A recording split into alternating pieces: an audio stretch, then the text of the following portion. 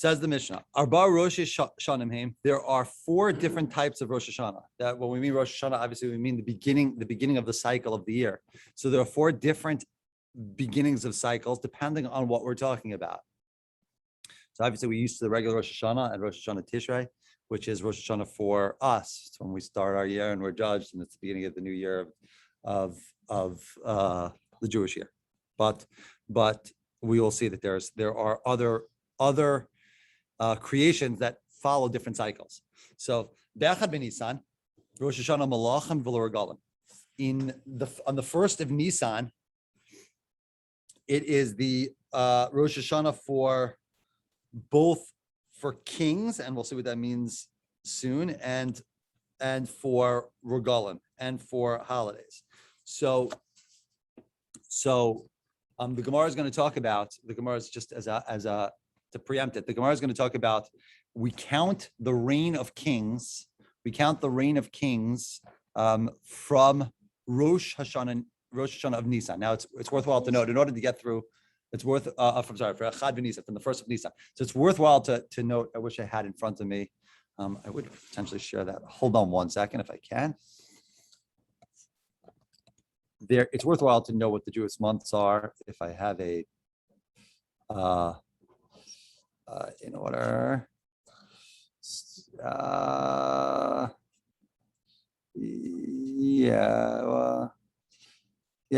will work. This will work.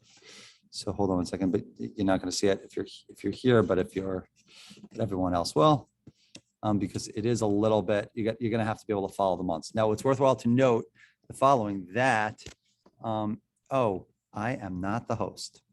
I'm not signed in as a host, so I can't even share a screen. Okay, so forget that. So it's worthwhile to note the first month, according to when the Torah counts month number 1, Chodesh Rishon is Nisan. So what it's saying is, if you have access to a browser, look up what the order of the Jewish months and kind of keep a graphic in front of you. I would have put it on the board. If you want to write it on the board, you want to write the months. If it's worthwhile to remember what the months are. So the first month is Nisan according to the Torah. We'll see soon that Rosh Hashanah for us is in Tishrei. That's really the 7th month according to the Torah. We start our Rosh Hashanah in the 7th month. As odd as that sounds, that is the way it works. And we'll see everybody has not everybody, a lot of different creations have their Rosh Hashanah from a different month. So Be'echad b'Nisan, in the first of Nisan, is Rosh Hashanah l'Malachim for kings, for Regalim, and for holidays. So first of all, for holidays is easy because we know that the first holiday, according to the Torah, the first holiday we became a nation is Pesach. So that's where it's going to begin for Regalim, that's for holidays. So Echad b'Nisan rather is going to be Rosh Hashanah for the Regalim, and we'll see much later what the ramifications of that is. Malachim, we're going to see, we count the reign of kings from the first of Nisan, and we're going to need that. It's actually machlokas if it's Jewish kings. For sure, it's Jewish kings, but also maybe non-Jewish kings, and we're going to see the ramification of that is the way that we date documents. And so that it has mostly to do with law and dealing with documents. Okay. Be'echad be'Elul, in the first of Elul, Rosh Hashanah l'Maisa behema. So the first of Elul, which is the month that precedes what we call Rosh Hashanah, the month that precedes Tishrei, it's the 6th month in the count of the Torah, but so the first of Elul is Rosh Hashanah from Maisa behema. So just have to keep in mind the following, okay, that almost everything that a person grows, owns, a person will have to take Meiser on.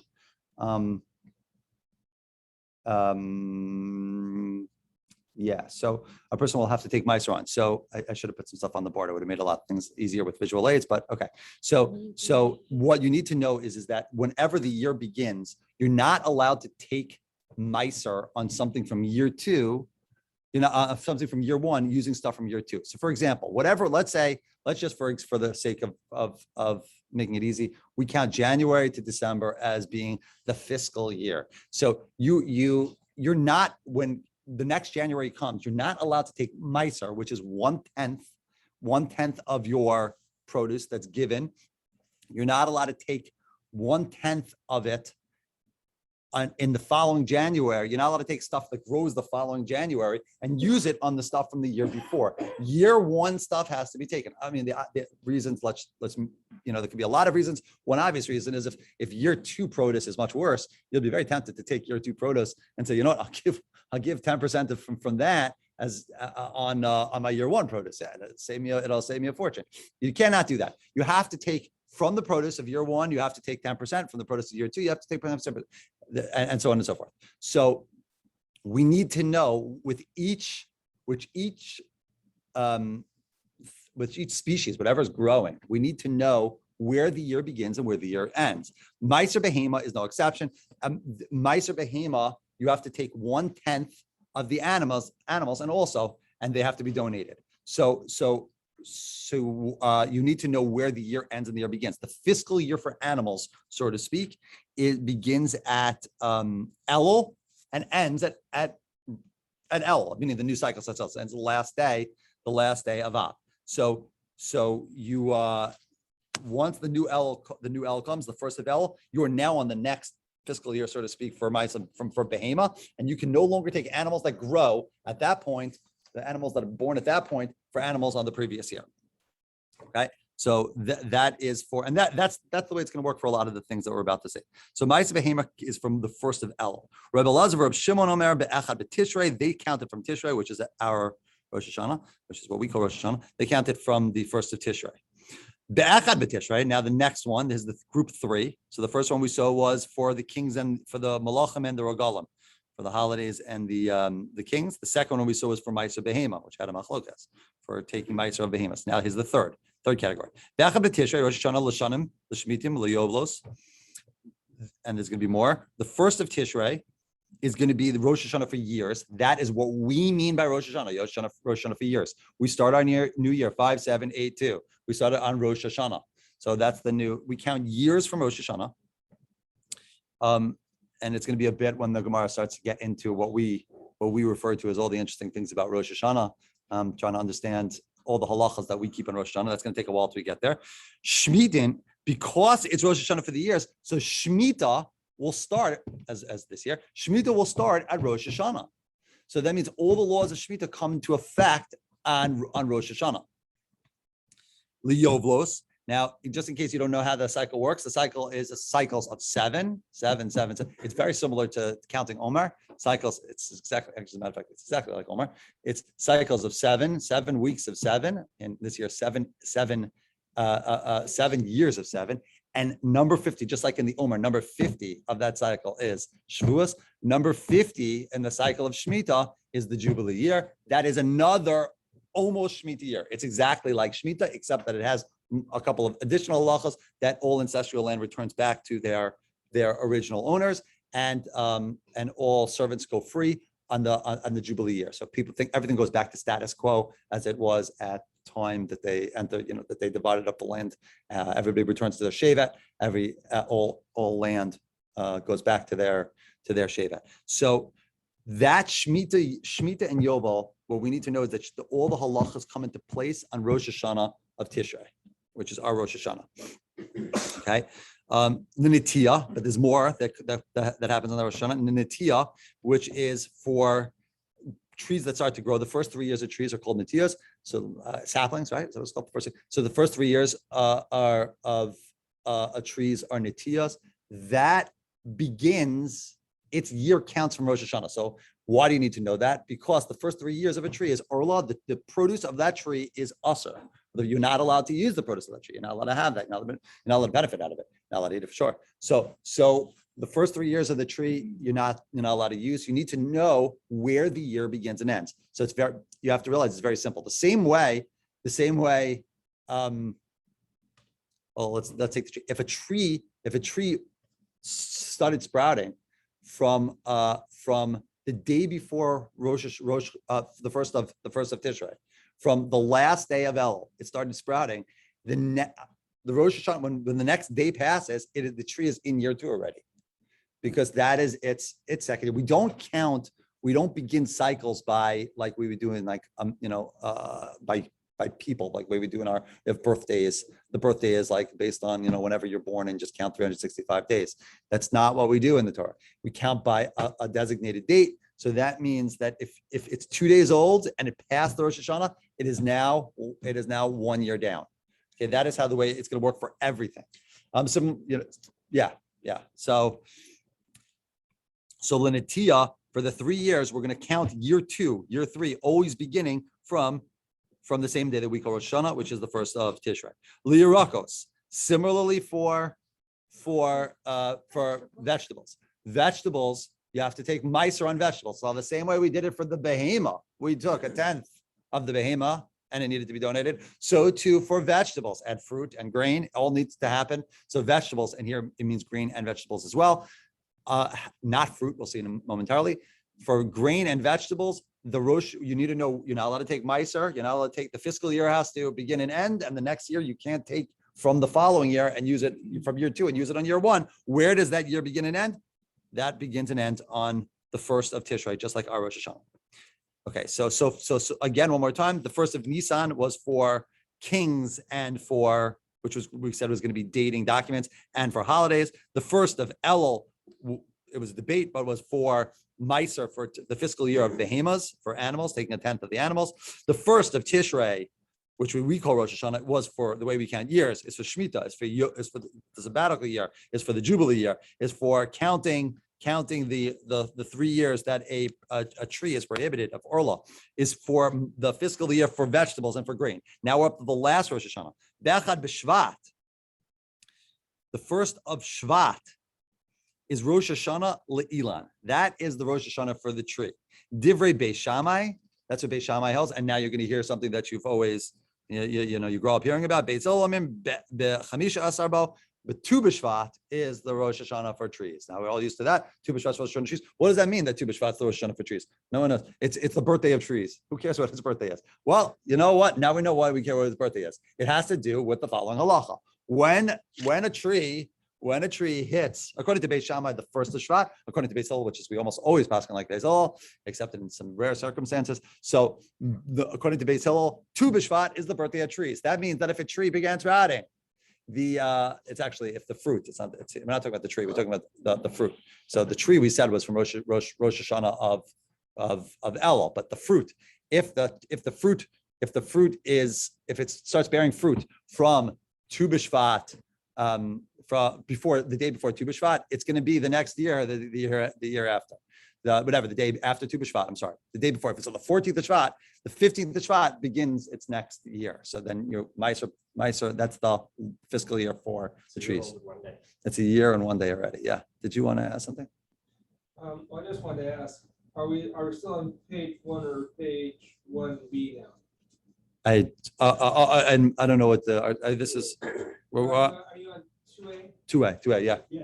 You're on 2A, not 2B yet. No, Okay, that was just the Mishnah. where on 2A are you? I just finished the Mishnah. You ever feel like it's a kind of a Talmudic Albert and Costello, who's on first? Not yet, but I'm getting there. You're getting there. Thanks. It's a little bit too early for me to feel who's on first, but parenthetically, just in case it ever shows up on the queue, I've been told that Abbott and Costello is the only. It's a great trivia fact. Is the only exhibit that is in the Baseball Hall of Fame in Allentown that did not play in Major League Baseball. Or at least it was correct when I took it. Yeah, there you go. So, okay. So, which is understandable. If you ask the question, who would it be? Okay. Gemara. L'malachim. Now, the first one we said is the first of Nisan, which again, we count in the Torah's count in the Torah's count of months. If you look what the Torah says months, it's going to be confusing what we call months. And our New Year's are all over the place in the middle of the year. But the Torah, when the Torah says Chodesh Harishon, the first Chodesh, it always counts from Nisan. So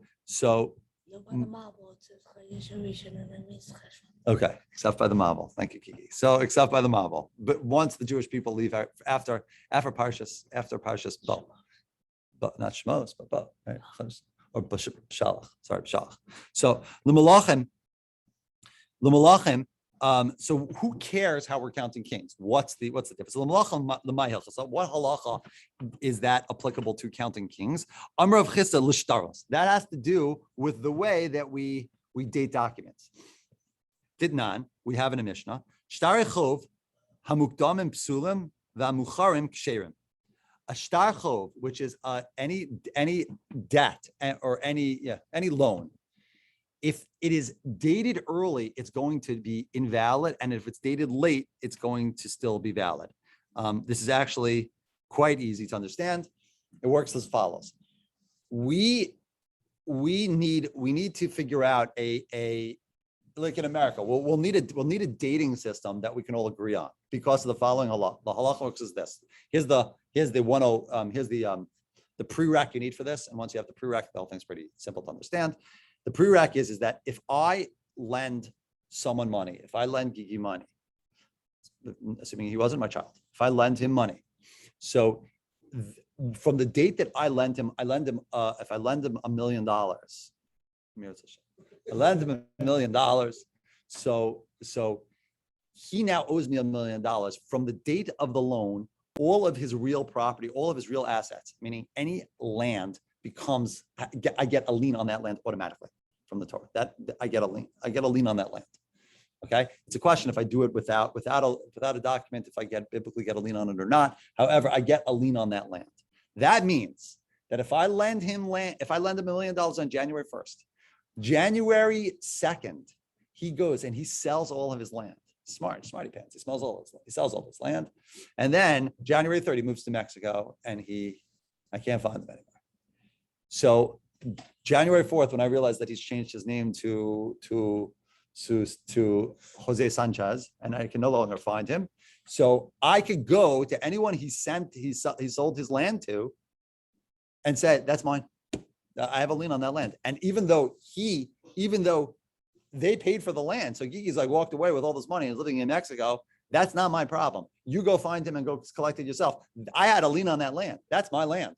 So I could collect from that land, take all the land back up to the price that I am owed, and then they have to go deal with Gigi. I'm free to go, right? However, so again, anything at the time of the loan, once the time of the loan, I automatically get a lien on his land in order to get my money back. However, any land that Gigi sold before the loan, so let's say if Gigi was if he was a bigger Talmud Chacham, what he would do is the following. January 1st, huh? Well, I'm about to say. So if he was a bigger Talmud Chacham, I'll do is the following. January 1st, he sells all his land. January 2nd, he takes the lien. January 3rd, he moves to Mexico and he changes his name to Jose Sanchez, and no one can find him. Now I come to the people that have the land, and I say, "Give me the land." They say, "You did that land was sold before your loan. You have nothing to do with this land, and I can't get anything back." They're safe. I'm safe, and Gigi is now living a life of luxury in the gambling in Mexico. So that is the way it works. Again, any land that he owns at the time of the loan, by definition, I get a lien on. That's basically what it comes down to. Now, in order for that to occur, let's just take it one step further. Very simple. Imagine in American law, if we never dated years. So it says on February 1st, I lent Gigi $1 million. And then there's a document that says on January 3rd, Gigi sold his land. So we're gonna say, was that January 3rd after February, or is that January before? We have no idea. So we need the year 2021 at the end of the document in order to know what year you're talking about. We have no idea what was before and what was after. There's no way to tell. So what we're going to do for Malachim is the following. What we're going to do, Malachim is going to say, you know what they did in deference to the king? They would count years of the king's reign. So the king, it's year 1 of the king's reign. It's year 2 of the king's reign. Now they would just say year 1 and year 2. They didn't necessarily write the king's reign. They said year 1, year 2. And you knew when it was a new king, they started the cycle over again. They didn't count as maybe we would think 20. They didn't count 2021, 20. They didn't count 5782. They did not do that. They counted 1, 2, 3, 4, 5, 6 up to whatever the year king can reign. And then they would reboot the cycle. That's how that works. Okay. You do need to know just in order for the Gemara, that basically will answer why we need the king's reign. The Gemara is about to just bring in order to prove its point. If this, and this is true in halacha today too, as well. If we write, obviously, according to everything we just said, if I write a document and I say, hey, Gigi, I'm going to lend you $1 million. I say, great, let's write up a document. We write up a document and we write on it. What's today? I don't even know what today is. Today's October 10th. So we write October 10th on the document. And then comes, say, I'm going to lend you $1 million. Let's write up a document. We write up a document. Great. Comes today, Gigi comes over to me today. I'm like, you know what? I'm really busy. I have to go do a couple of things. Let's do it tomorrow. It's great. It's tomorrow and I lend him the money. So now we're all messed up because the document says that I lent from October 10th, but I never really lent the money until October 11th. So that is called ashtar mukdam. That is a problematic document because the document is inaccurate with the date to the advantage of the lendee, to his advantage. Because now if he says we wrote up the document on October 10th, it's smart. He'll sell his October 10th. Did I get that right? So he'll write up his document on October 10th. He'll sell all his property today. October 11th will actually do the loan. The lien will only happen, therefore, the next day on everything. And on October 10th, comes October 10th, I'm going to go and say, I want to collect all the properties because all the properties that were sold, October 11th, we do the loan. October 11th, we do the loan. He sells his property on it. Right. So they're going to all say, well, we bought our property on October 11th. I'm going to show a star that says October 10th. The whole thing is going to be, let me just think for 1 second. Did I get that right? 10th. If I have it dated early, what's going to happen is the lender is going to have more of an advantage to collect. No, I'm sorry. It's to the lender. It's the lender. The lender is going to have more of an advantage to collect. The document says 1 day early. It's going to give the lender a longer period to collect, even though the loan doesn't happen till later. Let's do a much more extreme example. If the document says January 1st, and the loan doesn't happen until September 1st, so whatever, it's 6 months later, 7 months later, 8 months later, the loan happens. The lender is not going to have a chance to collect all the property that happened in the 6 months, even though he never actually gave the loan. That document is possible because that document now gives advantage to the lender that he's able to collect property that he never had a lien on. However, the opposite case where the document is stated later. So for example, I lent him on January 1st, but the document doesn't state it until if the document's dated September 1st. What I've done is I've foregone collecting from all that property because it says I lent him 6 months later. If he sells in all that time, I'm saying I won't collect from any of those people. That's fine. I don't need a loan. I don't need a lien. I trust him. And then later I decided I don't trust him. So fine.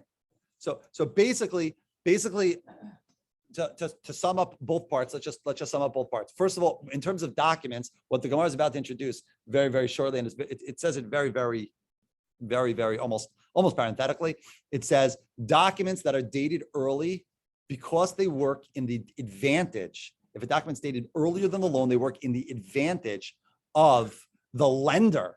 Because if it's dated early, it allows him to collect from people that was sold early. It works in the advantage of the lender. Those documents are puzzle. They are not valid. Documents that are dated late, meaning they're dated after the loan actually happened. Those documents are kosher because the lender rather is just foregoing his lien. That is what the Gemara is going to introduce. But all that is parenthetical to our point. To come back to our point, all the Gemara needs, all we need for the Mishnah to understand the Mishnah is that Malachim, the reason why we have a Rosh Hashanah for Malachim is in order to have a common dating system that we can understand what it means. Anyone can understand what it means. Year 1 is from Melech Shlomo. Year 2 from Melech Shlomo. Year 3 from Melech Shlomo. You just understand, it says year 3, and we know it's from the King Shlomo. And the day is, as the Gemara is about to say, if he took rain the day before the 1st of Nisan, then Nisan 1, the first day of Nisan, he now will become a king in his second year. Did you want to say something? Yeah, so it sounds like irrespective of when the contract is signed, the lien doesn't take effect until the money's exchanged. Correct. So why couldn't you put a provision in the contract that says the lien takes effect now, even if you don't get the money till tomorrow? I don't know if he can, I don't know that's complicated shtaros halacha. And a lot of that that doesn't appear in any in these mesachtas. That stuff I believe that's mostly in Kesubos.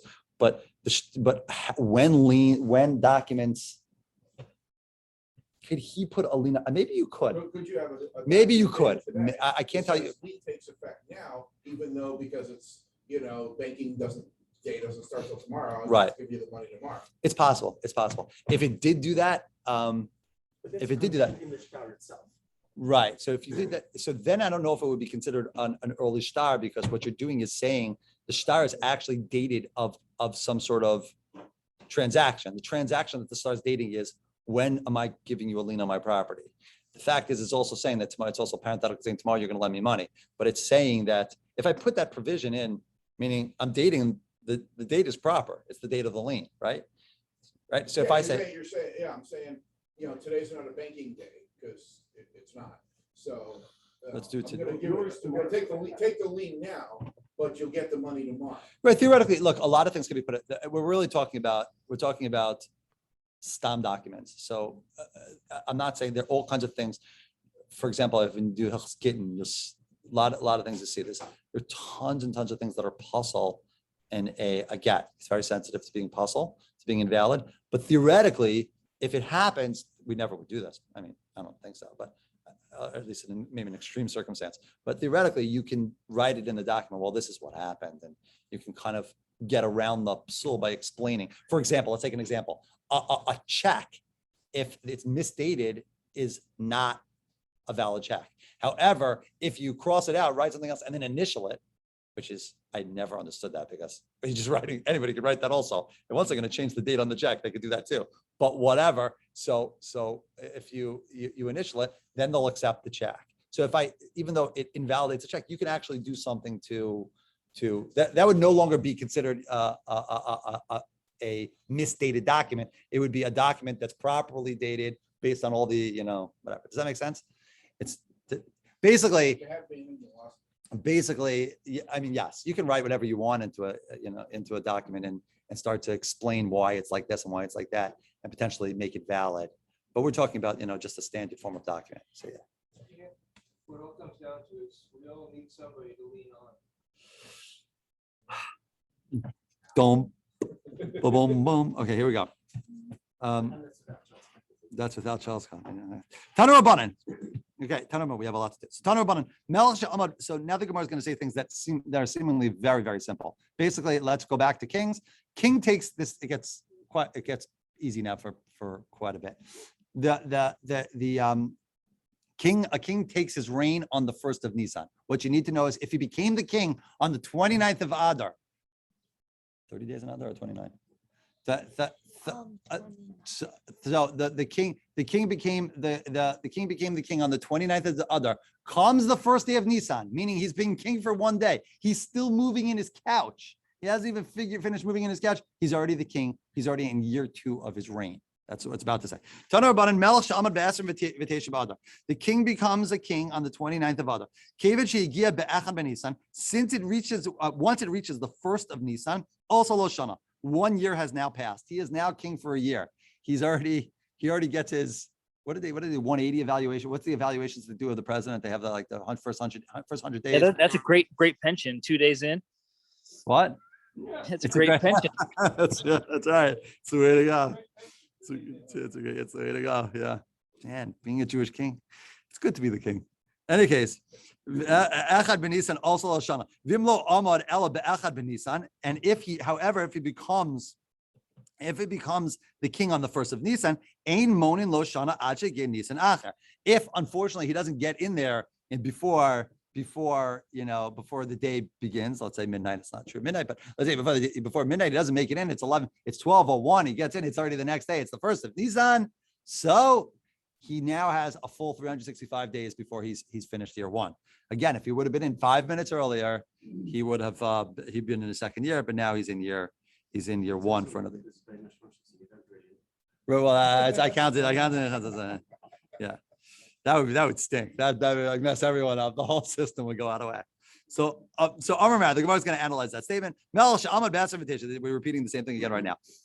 Nothing new in the next few lines. Amar Mar Melch Amad B'Aser V'Teisha. The other Kivit Sheyagia Echad B'Nisan also Lo Shana.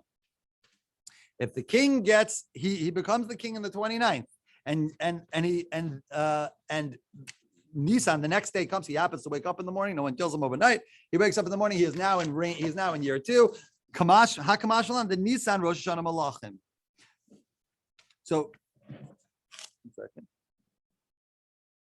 Hakamash the Nisan Rosh Hashanah Malachim V'yom Echad B'Shana Chashiv Shana. It is teaching you this. That Brisa is just coming to teach you that Nisan is the Rosh Hashanah for Malachim, and 1 day counts as a full year. All you need is a day, and that counts as a year. V'im lo amad ela be'echad b'Nisan. The Brisa continues. Now it's back to quoting the Brisa. V'im lo amad ela be'echad b'Nisan. If, however, he doesn't make it to his throne until the first of Nisan, ein monen lo shana ad she'yeh Nisan acher. It will not be counted. It will not be counted a full year until 365 days later on the first of Nisan. So Gemara says, Pshita, obviously that's true. I mean, when is it going to be counted? We only count on the first, and he missed the cutoff date, so he's got 365 days till he counts the next year. So it says, Pshita, obviously that's true. So Pshita, lo tzricha, you know what it's needed for? The imnu alea me'adar. They already appointed him from Adar. He just didn't take over. So he was already, the posters were, come to the inauguration, and the posters were out. He was picked. It was already like the Supreme Court had already smacked down all the vetoes, all the potential vetoes. Riots were all put down. He is definitely going to be the king. There is no question. Still, he did not get into his, and he did not become the king. I don't exactly know what that point is. I'm not sure myself. But even though, period of time where there's no king. huh? Well, the last one died. Now this one hasn't taken over yet. See, I don't know what the official. What does he have to hold the scepter? I don't know what the official.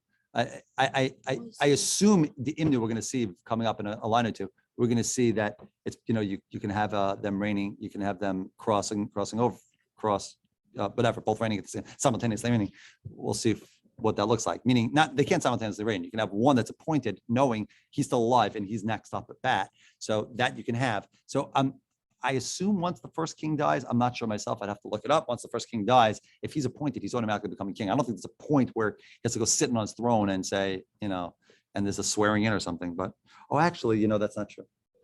Well, I don't know. But either way, he was appointed from before. Getting back, he was appointed from Adar. So Mao Detema, you might think Nimnu Le Trei Shanim, since he was appointed from Adar.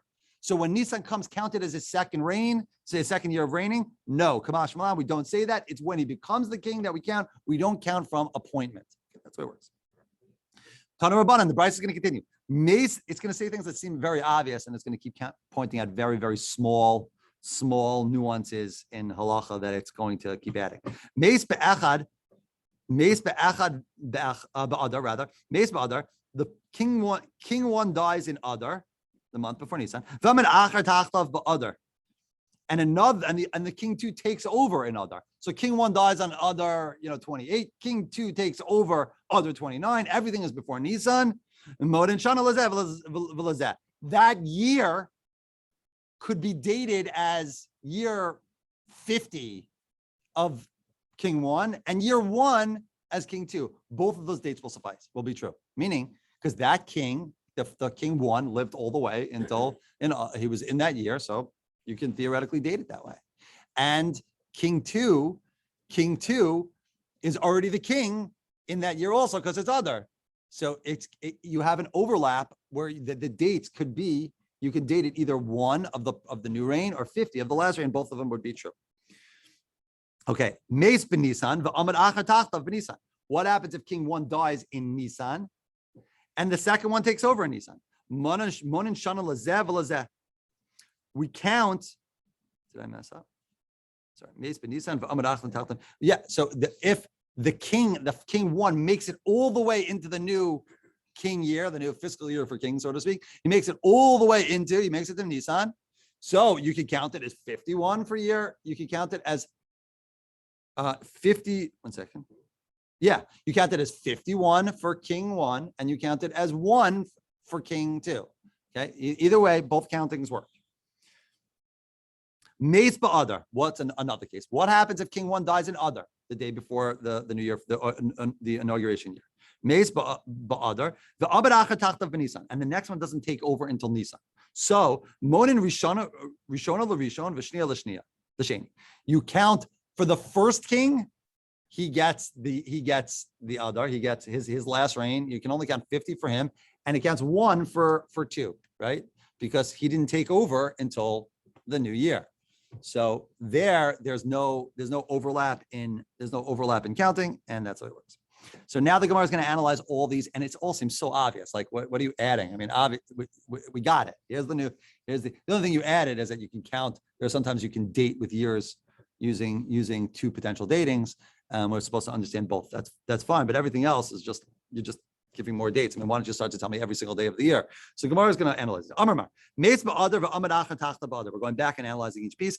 If the first one dies in Adar, the day before, the day before Adar Rosh Hashanah, and the second one takes over in that days, we count them a year for both of them. Pshita, obviously.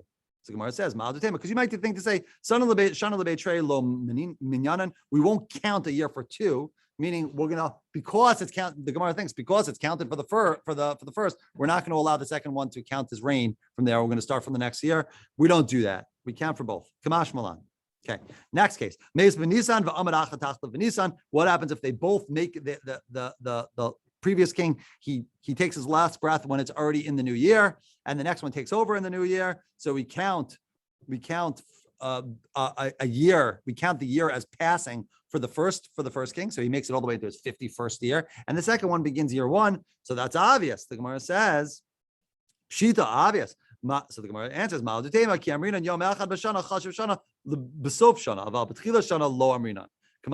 maybe you would think that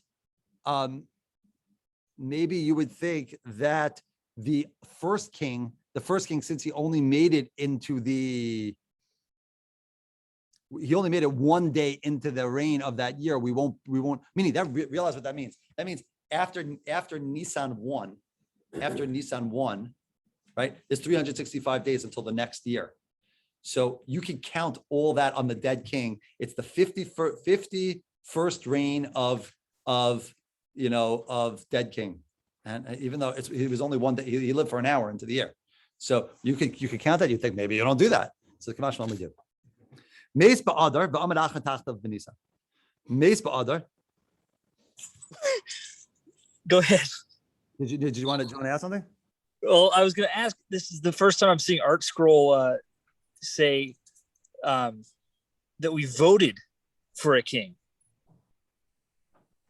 It says what do you mean? It translates if the Bryce's ruling is needed only where they had voted for the new king. Is that earlier in? Next line, I think. Oh, which 1 second.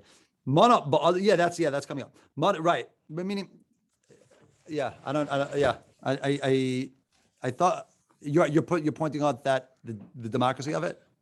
Yeah, I'm surprised. I thought, it's all air. You appoint the son next in line. Right. So the king does appoint. The king does appoint a king. It's interesting because there is a machlokas. The Gemara is going to have a machlokas on Rashi. There's a machlokas on the Rishonim because Rashi says something strange. But if this is also, if theoretically we're talking about, if we would date it for, we're talking about only Jewish kings, or we're definitely talking about Jewish kings, but we might also be talking about secular kings. So in order to show deference to the government, they did it for secular kings also. So then voting would be applicable. I don't know the answer to that. I have to look at that piece. I'm not sure. If he dies in Adar, the first one dies in Adar, and the second one comes in Nisan, monin rishona l'rishon v'shniya l'sheni. Then, look, the first king never made it into the second year, into the new year. So we count the last for that king and the new one for this. So it's pshita, obviously. Lo tzricha de'inu aleh me'adar. Umelech ben Melech. Because he's counted from, because he was appointed, he was voted in from, he was appointed from Adar. He was appointed in the previous year while the other king was still alive. And he's the son of the king. So we know that he's going to be king. So Ma'adatema Nimnu Le Tartin Shnin. You might think, so, all right. So, I mean, it's a sure thing, it's slam dunk. He's definitely the king. You might think to count it. Kamash Malan, we do not count that year since he died in Adar. Since he didn't become king until Nisan, rather, we do not count that, even though he was appointed in the previous year, we do not count that year as being part of his cycle because he didn't become the king yet. So Kamash Malan, we don't count it. Okay, that is that whole part. I'm